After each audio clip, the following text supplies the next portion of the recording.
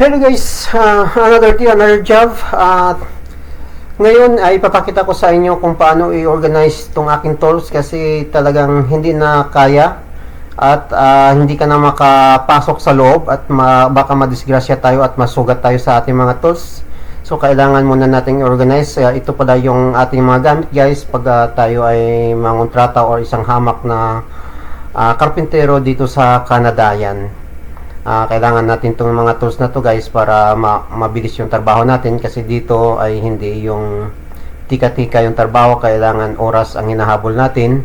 So kailangan mo talagang mag-invest ng tools mo.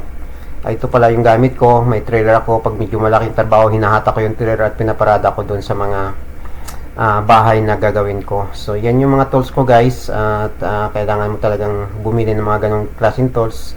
Ito pala yung ginagawa ko ngayon, yung sower ko, sower cleaner, yung rotor ko na cleaner.